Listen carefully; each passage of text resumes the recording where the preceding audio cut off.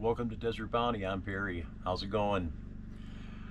This is going to be segment number 2 in my Gardening in the High Desert series that I want to present to you information that I think is good to know. In my circle of friends, I have some really incredible people that I've come in contact with over the years who help me cope, thrive, survive in a caring way, and I really appreciate them. I can't tell you how much I do. For it not for them, I might be in a really bad way in my life. So thank you to those who have been a friend, confidant, and are part of my life. I appreciate you. Thank you so much. So what I have here is a document that a friend of mine prepared, a fellow human being, whom, for all intents and purposes, is a homesteader. And he's in this mindset of sustainability, self-responsibility, survival, thriving, community, all the above. And in our conversations in the last year or two, we've exchanged ideas and correspondence and perspective about cultivating food. And he sent this to me in an email, and I'm compelled to share it with you because this kind of emulates everything that I'm going through here. And even though he's not here, he found an interest in what I was doing here, did some research on his own, and came up with a pretty itemized and well laid out thought and perspective on how to transform high desert soil into productive vegetable gardening. So here it is. I'm going to read it to you. High Desert, Arizona.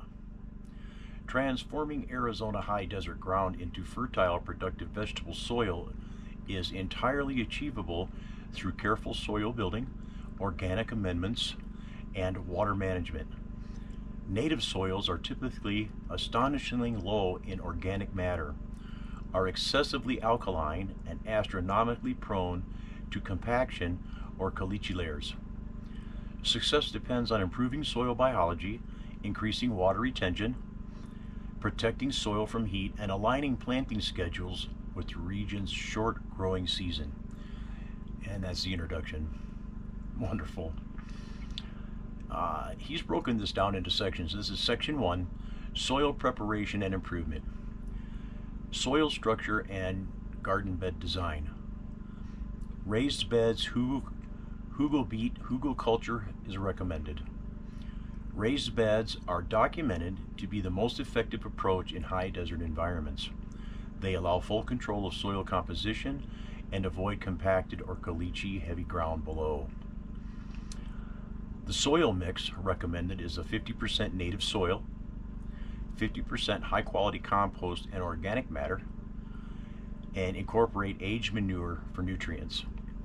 So the soil mixture here is 50% native, 50% compost, and incorporating manure as a fertilizer for nutrients.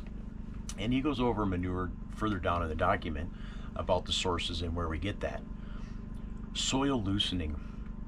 Loosen soil to a depth of 12 to 24 inches using a broad fork or tiller. Improve drainage, root penetration, and microbial activity. In past videos here, I talked about mycelium fungi, molds, and other microscopic biological conditions in the soil. And if you'd like, you can go to Desert Bounty Presents, my playlist, and you can find those videos quite easily. And in there I talk about mycelium and its importance. Building organic matter and fertility. Desert soils require carbon and biological activity more than synthetic fertilizers. So you can't just rely on a fertilizer. There's so many more components that go into building a healthy soil than just fertilizer. Okay, Many fertilizers actually destroy the microbiology in the soil. There are ways to implement fertilizers into garden beds without doing that harm, but it's a touchy thing. Basically what you want to do is just provide the organic material for the plants to have available, and the plants will do the rest. It's really that simple. Amendments. Compost, preferably homemade. It says here, use the previous document. In previous discussions, and another document that I read that he provided to me, it talks about compost and different ways to compost, different methods. And there are a variety of methods. You have compost tea, you have wet composting, dry composting, and you also have what's called just chop and drop methods of composting, where you're just clipping off the greens at the end of the harvest and just laying them down. And then there's other methods where you do that and then just turn them over. So we'll go into that here. Aged cow, horse, goat, or chicken manure. Aged is the important thing here. Fresh dung is not recommended. What you want to do is you want to compost down these products, cow manure, horse, goat, or chicken manure, so that the naughty bacteria have stopped their cycle and then died off, and then the composting process continues from there into a more suitable, nutrient-rich material that the plants can continue the breakdown process and take up the nutrients. So you want to age the manure. This helps to keep bacteria in check and other things that you really don't want, and also provides a better chance for the plants to take up the nutrients. Other types of compost and increasing biological activity is plant residues, leaves, straw, and prunings. We just covered that. Application method. Spread 4 to 6 inches of organic matter over the bed surface. Incorporate into the top 6 to 8 inches of soil. So you want to spread it 4 to 6 inches of organic matter over the bed surface, and then you want to incorporate on the top 6 to 8 inches of soil if you have it available. Top dress with compost annually. So really every year, if you have compost, various degrees of compost, really that's all you need to do to amend the bed and keep the cycle of biology going in the soil, is amended annually, once a year. Some instances may require a little bit more amendment, and that's up to you to decide from your observations and your trials to see what works and what doesn't. Optional soil enhancers. Biochar or charcoal for water retention and soil structure. Biochar is an essential component in the cycle of bacteria exploding and then dying off. Without biochar, a healthy cycle of nutrient bacteria emerging and then dying off is eliminated. Now, adding biochar provides the environment for these organisms to flourish in the cycle from beginning to end. Okay, so and more species of plants do better in a bed that's charged that has a biochar component in it, because it provides the organic and the biology for fruit production and survival and to thrive. So biochar is proven to be a critical component to ensure that you can plant a much higher variety of plants that will do well in the soil that's charged with the biochar. So that's something to consider. The other soil enhancer here is worm castings. Vermicompost at planting time. So when you're going to plant, if you have worm casings available, when you're ready to plant, that would be a good time to apply those worm castings. Compost tea. We've gone over this before too. Applied monthly during the growing season. So throughout the growing season, if you're brewing a tea, it's beneficial to be applying the teas during the growing season. Now, you may have a raised bed or a garden bed that has enough nutrients, and then there's no need to add more manure, more compost, or more tea. It's entirely up to you to decide how your plants are doing, what your yield is, and what kind of amendments your soil needs. There's ways to wing it, and there's ways to test it and have concrete scientific information about the nutrient breakdowns of the soil, and we'll get into that in this document too.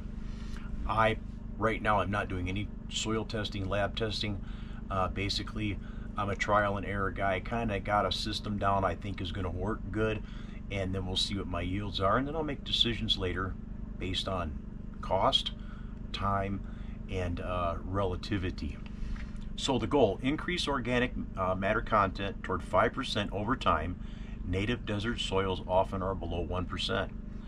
So in this environment, there's not an emergence of green to die off, an emergence of green like you see in Kansas in the wheat fields and across other agricultural settings and regions. There's not this huge amount of organic material arriving and then dying off. So the soils are deficient and void of that process, so there's no organic material here. There is, and around some of the juniper trees and stuff like that, there's good compost soil, but it's biologically specific. Okay, not a lot of other plants will grow well in that compost. Not to say ignore that or not use it. It already has a very large portion of critical bioelements in it, but for food production in raised beds in non-indigenous plants, it's important to amend to give the plants the best possible chance that they could have. Compost from any source is good, but remember, to rely on just one specific type of compost is something that I wouldn't recommend. Try to add more, as much variety as you can. Mulching and soil protection. Mulching is essential in the Arizona high desert. This is true. You need mulch. The benefits: it reduces evaporation, moderates the soil temperature, suppresses weeds, and protects the soil biology. So this is critical. The mulching options that he has listed here are straw, preferred over hay, wood chips or shredded bark, leaves or grass clippings. And you can get grass clippings in a neighborhood if someone's mowing a lawn and they have grass clippings or leaf droppings from the trees. That's an excellent source of free mulch soil amendment. Go get that stuff. Obviously, you want to know if they're using herbicides, pesticides, fungicides, and insecticides on their lawn. If that's the case, then I would avoid those clippings and that organic material at all costs. You don't want to be putting that in your raised bed where you grow food. Application rate: maintain 3 to 4 inches of mulch at all times. So you want to have 3 to 4 inches of mulch on your raised beds like this deep. Right now I've got about maybe 1.5 inches, 2 inches. I plan on building that up as time goes on. As the resources from your activity become available, then use them and increase the depth of the mulch layer, ensuring that the plant roots are at a depth where they're going to be protected from the elements and all the other forces that they don't do so well in. Never leave your soil bare. Research indicates this is critical. From the Victory Gardens and the forest floor back to Eden, in a forest, you dig down through the leaf litter in a forest, and you come across this rich, dark soil, this biome-rich compost that's just been laid down by the trees over years, centuries, even millennia. And in those bio-rich environments, nearly all plants do well in that type of environment. So if your garden, you don't want to till it and then leave it bare. You want to cover it always with preferably a mulch. There are other ways. You can cover it with cardboard, you can cover it with sheet cloth. There's other things you can do to protect the biology underneath. But if you really want a robust garden and you want it to produce well for you, the research is clear. Keep a nice layer of mulch over the top and don't let the soil become bare. Water management and irrigation. Drip irrigation is the most efficient and cost-effective long-term watering method. If you have the ability to purchase an irrigation system, I highly recommend it. There are ways to make a irrigation system from things you may have laying around the homestead or from the lumberyard. I went over some of that in the previous video, segment 01. Go check that out. So Drip irrigation is the most efficient, cost-effective long-term watering method. Provides deep, consistent moisture, reduces water loss from evaporation. Typical setup cost is $50 to $150 per bed. Also, it is a way to manage your resource and not put too much down and be wasteful. And that's basically what you want to do. Provide enough moisture to keep the plants comfortable, at the same time not wasting your water resource, which here is something you need to be thinking about. Water practices. Water early in the morning and the evening. Most gardeners know this, but if you don't, this is good information for you. You don't want to water your plants either through drip irrigation or spraying in the middle of the day when the sunlight's high. It'll burn the plants. In the morning and in the evening, the plants are more active and likely to take up that moisture when the conditions are cool and the light pollution is being reduced. So, water early in the morning or the evening. New plants every other day for 1 to 2 weeks. Establish beds, deep watering 2 to 3 times per week. Soil should be moist 6 to 8 inches below the surface. You need to tweak this to your conditions, your environment, and you can pause this and write this down if you want. New plants every other day for 1 to 2 weeks. Establish beds, deep watering 2 to 3 times per week. Soil should be moist 6 to 8 inches below the surface. Rainwater harvesting. Use shallow basins, trenches, or tanks. Direct rainfall toward your garden beds. These things, rainwater harvesting is a wonderful dynamic. The rain is free. All you need to do is find out a way to capture it, hold it, and then distribute it to your needs. This is something that every homestead should be involved in my opinion. Most people have, even the people that have wells, if the pump goes out and you have to pump by hand and you have a deep well, that's going to be a lot of work. If you're able to harvest rainwater in a tank and gravity flow that out of the tank without power, that's a best case scenario when you don't have power and you need to distribute the water. Section 3, long-term soil health management. Cover crops and green manure, it's also called. Cover crops build soil structure, fertility, and microbial life.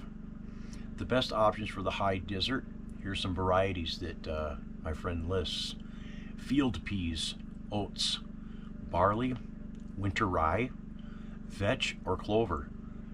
And these plants, vetch or clover, almost all of them are nitrogen fixing in some capacity. Some are higher nitrogen fixers than others.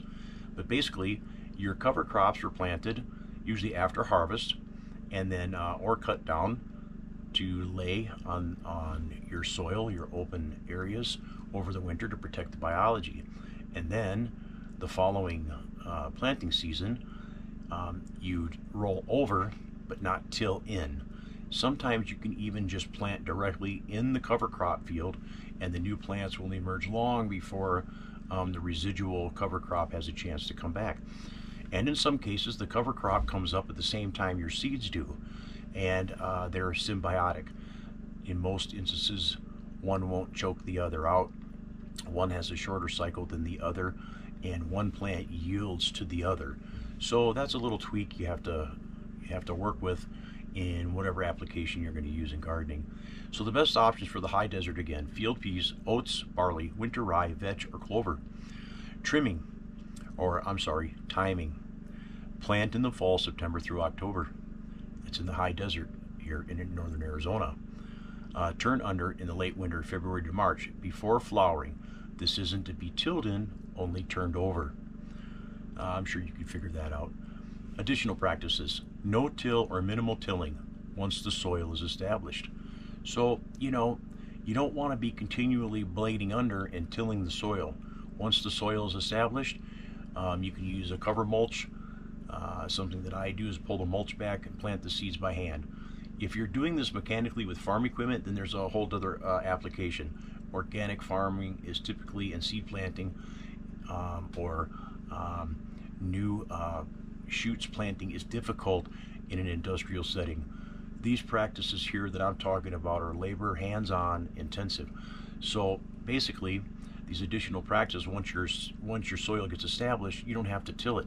You may have to roll over some cover crop vegetation every now and then. But basically with your mulch layer, all you have to do suppresses weeds. You just pull the mulch back and plant your seedlings or your starters or your direct seeds right in the ground. That's what I'm finding is the best method for me. Rotate your crops each season. Continue annual compost and mulch applications. Okay, section 4, Arizona high desert considerations. High pH soils. Okay, what does that mean? Organic matter helps buffer alkalinity over time. So if you have a high or low pH in the soil, it's indicative of something. That's what you need to investigate. How do you know if your soil is alkaline rich or alkaline deficient? To really know, you have to send a soil test in and have your soil tested at a lab to find out its alkalinity, mineral content, etc., etc. If you're really struggling, having trouble planting and getting a harvest and a yield, that may be something you want to explore. But I want to tell you this right now. It's my experience that alkalinity and pH balance out if you incorporate these components that I'm talking about right here. If you're adding mulch, you're adding green manure, you're being sensible about your compost, the type of compost, how much, and you follow these practices with mulch layers on the top, no-tilling, soil building, creating environment for mycelium and fungi, then the pH and the alkalinity finds a harmony and a balance. This is derived from these practices: the water management, the shade cloths, the rotational crops, etc., and the type of compost you use. The soil will find its equilibrium and balance out. If you're using a bed where you're planting beans and then squash and then corn and then, or other legumes, over time the biology of the soil will become conducive and very helpful to those varieties. Switching over and planting lemongrass or herbs and leafy vegetables in that bed, the pH might be a little bit off and those plants won't do so well. But in the second or third or fourth planting, the soil biology and alkalinity would balance out, and those plants will tend to thrive better. I'm not a scientist. I don't know the pH and the soil content specifically for these legumes, these peas, etc. I basically just provide a rich compost, mulch-rich soil available to the plant, and then I see what works. So there's a couple of ways you can go about that. If you got the money for soil testing, then do it. If not, just try to do your best to provide the best environment for the plants that you can. Soil shading. Bare soil can become too hot for root growths. That's pretty much common sense. Wildlife. Protect young plants from pack rats and other critters. The gardener's nemesis, pack rats and critters. You have to watch your plants. You have to look for nematodes, mites. You have to look for funguses and molds that might be attacking your plants. And it helps to try to educate yourself for the region you're in and the plants that you're planting, the symptoms that these plants give off. If you're planting beans and you see something happening and you don't know what it is, get online, research it, look at it. Hopefully it's something that you can correct in the soil, in the watering, or pest mitigation that'll help save the plant. And if you're on top of it, you're being observant, you're being diligent, you'll be okay. You'll find those things in time and you'll take action to mitigate that risk. Heat stress. Use 30 to 50% shade cloth during extreme summer heat. Yeah, I mean, if you've got a lot of garden space and you're out in the open and you're exposed, then you're going to have to be thinking about this heat and how to protect the plants to save your harvest. There's other methods we talked about in segment 01 about ways to plant up near buildings, around trees, watching how the shade passes across your growing surfaces, etc., etc. So these are all things to consider. Section 5, planting calendar for northern Arizona. So if you're northern Arizona, I'm going to say that's north of Prescott. That's right about the center of Arizona. You get down toward Phoenix and Tucson, and the elevation drops, the dynamic for the planting down there changes. So as you move north in northern Arizona from Prescott Valley, then as you increase in elevation, This is the region that I'm speaking about, higher elevations in the 3,500 to 6,000 foot elevation. This is considered the USDA Zone 7A and 8A. The last average spring frost is in late May, typically. The first average fall frost is mid-October, typically. Primary frost-free window is from June through September of every year. These are going to be modified a little before, a little after. So this is a general template that you can go by to predict when the freeze is in the spring, when the frost threat is in the spring, and the frost threat is in the fall. And then you can be relatively sure through this information about the time period where you're not going to have to deal with that threat. You'll be dealing with other threats as they come as the seasons change. But I'll go over that again with you here. This region is considered 7A or 8A by the USDA. And the last average spring frost, so in last spring frost on average is in May, and then the first average fall frost at the end of the year is mid-October. So mid-October you need to be thinking about, okay, here comes the frost, and then prepare your growing surfaces accordingly. And the primary frost-free window is June through September. So the months from June through September in this region, you pretty much don't have to worry about that threat of frost. So a month-by-month planting schedule. I'll go over this here too, and maybe I'll do some shorts and other things to bring this information to you. I may or may not produce a transcript or written copy of this. Well, I tell you, YouTube does a good job of doing a transcript, don't they? So you could just download the transcript to get this information, slow it down, or write it down if you need to. Month-by-month planting schedule. January through February. Plan garden layout and irrigation, January through February. That's right now. Build cold frames and row covers. Now's the time to build cold frames and row covers. If you have the time, the resources, and the materials available to you, now's a good time to build structures to help you with shade or freeze or frost protection, or to hold moisture. Build cold frames. Start indoors.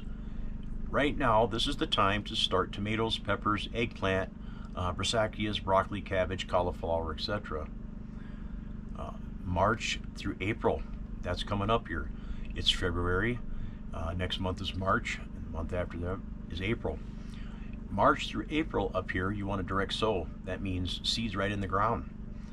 Lettuce, spinach, radishes, beets, and peas. These are the early leafy broadleaf vegetables. They grow pretty quick, and they actually prefer those cooler conditions. Harden off Basacia plants. Okay, what that means is you're hardening them off.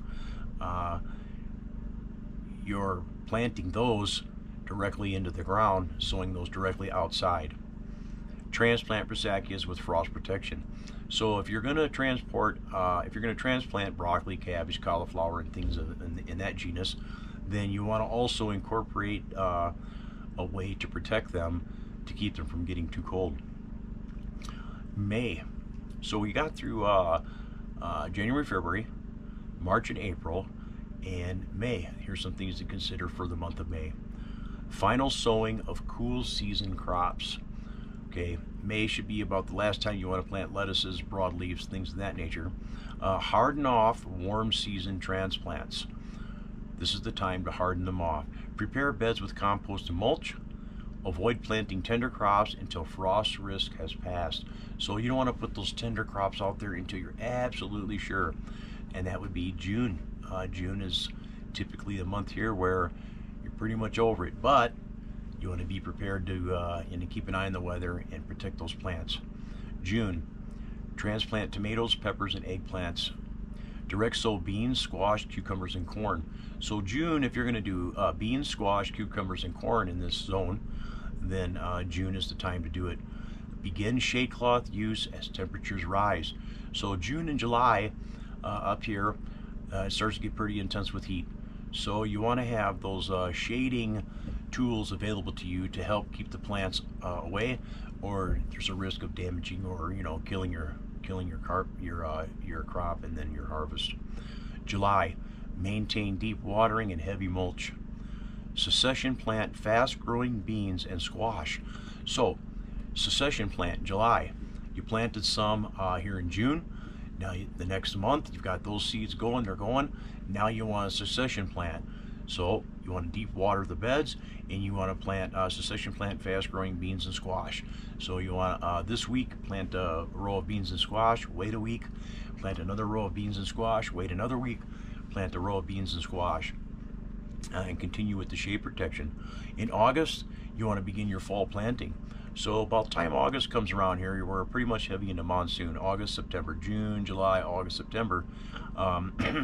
There is a potentiality for very high rainfall here. So August, you want to begin for fall planting.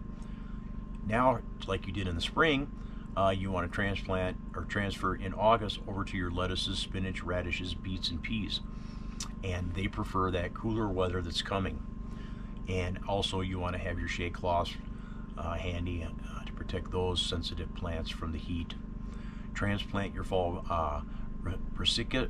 brassicas, sow cover crops in unused beds.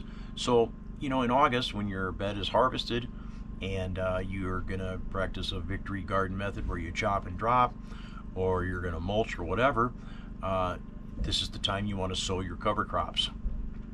September, maintain fall greens and root crops. You want to maintain your fall greens, which is your lettuces and etc. And you also want to tend to your root crops, potatoes, carrots, rutabagas, sunchokes, things of that nature. Begin nightly frost protection by mid-month in September. In October, harvest remaining warm season crops. Protect fall crops with row covers and cold frames. Water soil before cold nights to retain heat. November, December, protect the remaining greens under low tunnels and cold frames. Add compost and mulch to all beds. Prepare soil for winter rest. And here, almost as soon as you end, it begins again. So,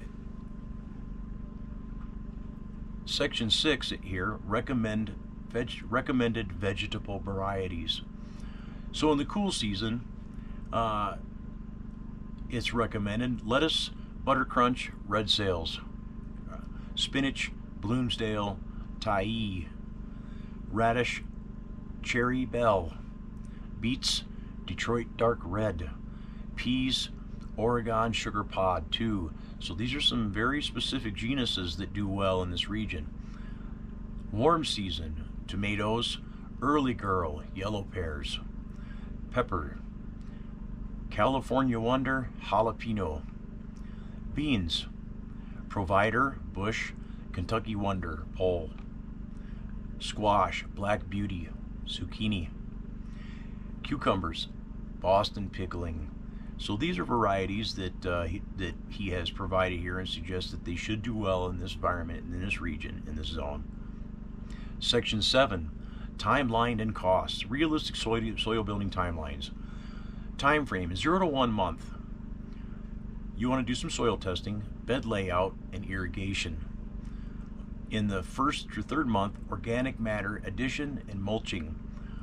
Months 3 to 6, first warm season crops. So, in this timetable, we can effectively begin from scratch, do some soil testing if you have that available to you, lay out the beds, get some irrigation going, add organic material, additional mulching, nutrients, and then in 3 to 6 months, your first warm season crops can be planted. 6 to 12 months, cover cropping and compost tea. Year 1 through 2, soil structure improves significantly. Yep. If you follow these practices in the first year to 2 years, you're going to start to create a robust biology in the beds, and you're providing enough nutrition to plant a very wide variety of vegetables. From this year 2 and beyond, rich, productive soil with higher yields. It just gets better, people. The more effort and thought process you put into it, following these very basic recommendations, in 2 to 3 years, reasonably, you should have raised beds that are producing yields to your satisfaction, feeding your family and your animals. The estimated first year costs, depending on where you're at, and the resources that are available to you for free or at a cost, He's laid out a reasonable estimate here of what things should cost, and minimal and maximal amounts that you could experience depending on how you want to execute this. So soil tests typically run between $10 and $25 per test. Compost materials, you can go free, $50. Mulch, free to $100. So the compost, you can get compost in the store. You can buy bags. You can purchase compost materials from farmers, or a lot of times they sell that. Lawn and garden places, you can get compost materials for minimal cost, or for free if you make them yourself. Mulch, same thing, $0 to $100. You could get a tree service to deliver you free wood chips. There's your mulch for free. You can go to a lawn and garden. A lot of times they'll let you shovel your own for a reduced amount, or they'll load you up, and it could be $10 to $100 for a load of mulch. Drip irrigation, $50 to $150. On the high end, you could spend a lot more than that depending on what your budget is, but for a basic irrigation system, $50 to $150 is not unreasonable to invest in water management and making sure your plants are getting a constant delivery, a slow delivery of the water they need to survive. Seeds and cover crops, $20 to $40.